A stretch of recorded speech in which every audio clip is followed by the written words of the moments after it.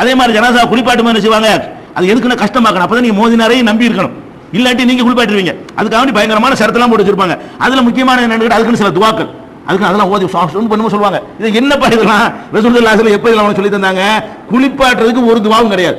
அதுக்கு அல்ஹம்து ஓத வேண்டியதோ மற்றது ஓத வேண்டியதோ அது சுப்ஹானல்லாஹ் ஓதுறதோ அல்ல லா இலாஹ இல்லல்லாஹ் குளிப்பாட்டும் போது இதை ஓதணும்னு உனக்கு சொல்லி தந்த ஆள் யாரு? அல்லாஹ் சொல்லியிருக்கானா? அல்லாஹ்வுடைய ரசூல் ஸல்லல்லாஹு அலைஹி வஸல்லம் சொல்லியிருக்காங்களா? குளிப்பாட்டுறதுக்குன்னு ஒரு துவாவும் கிடையாது. சும்மா தண்ணியை ஊற்ற வேண்டியதான். வலது பக்கம் ஊத்த சொல்லியிருக்கா, ஊத்திட்டு போயிட வேண்டியதான். அதுக்கு எந்த விதமான ஆதாரமும் கிடையாது என்பதை நம்ம விளங்கிக் கொள்ள வேண்டும். அடுத்து என்ன செய்வாங்கன்னு கேட்டா, இறந்தவன விளக்கு கொளுத்தி வச்சிருவாங்க. நெருப்பு வணங்கிகள் மாதிரி இறந்த உடனே கால் மாட்டில் என்ன செய்வாங்க, ஒரு விளக்கு எரியும். அந்த விளக்கு எப்படி எரியும்? ஜனாசாவில் அடக்கிட்டு வந்தவனே எரி, ராத்திரி பூரா எரி, பகல் பூரா எரி, 3 நாளைக்கு அந்த விளக்கு எரியுமா, ஆவி வந்துருமா. இறந்து போனாவே சுத்திக்கிட்டே இருக்குங்கிறதுனால விளக்க கொளுத்தி வைக்கிறது, மெழுகுதிரியை கொளுத்தி வைக்கிறது, இது மாதிரியான எந்த விதமான சடங்குகளும் ரசூல் ஸல்லல்லாஹு அலைஹி வஸல்லம் சொன்னது கிடையாது. நெருப்பை வணங்குறவர்களுக்கு அது சரி. இஸ்லாமிய மார்க்கத்தில் வெளிச்சத்துக்கு தான் விளக்கே தவிர அது வேற ஒரு கணக்கில் விளக்கு யூஸ் பண்ணக்கூடாது. நவீன காலத்தில் எல்லாம் டீப் லைட் இந்த மாதிரி விளக்கு வந்த பிறகு அந்த விளக்கு கொளுத்தி வச்சுப்பாங்க.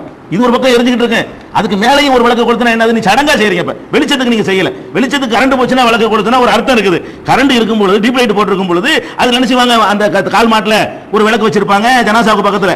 ஜனாசாவை எடுத்துட்டு போயிட்டா கூட ராத்திரி பூரா விளக்கு எரிஞ்சிட்டே இருக்கும். இது எதுக்கு செய்றீங்க? அப்ப நெருப்புக்கு என்னமோ இருக்குதுங்கிற மாதிரி அது ஒரு பெரிய சடங்கு மாதிரி செய்றீங்க. இது அல்லாஹ்வும் ரசூலும் சொல்லி தராத ஒரு விஷயம், இது செய்யக்கூடாது.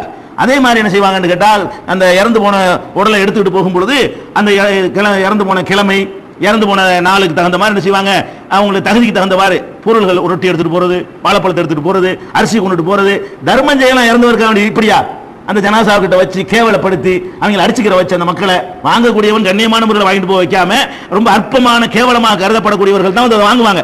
சமுதாயத்தில் ரொம்ப இழிவாக கருதப்படக்கூடியவர்கள் எல்லாம் வர சொல்லி அது மாதிரி எல்லாம் ஒரு பழக்கம், சோத்தை கொண்டு போறது, அரிசியை கொண்டு போறது, அங்கனுக்குள்ள கபர்ஸ்தான்ல வச்சு என்ன செய்யறது, அளந்து கொடுக்கிறது. இதெல்லாம் ரசூல் ஸல்லல்லாஹு அலைஹி வஸல்லம் காலத்தில் இந்த உணவுகள் எல்லாம் கொண்டு போனப்பட்டதுக்கு என்ன இல்லை, தேங்காயோ பழமோ பூவோ எதுவும் கொண்டு போக தேவையே இல்லை என்பதை அடுத்து விளங்கிக் கொள்ள வேண்டும்.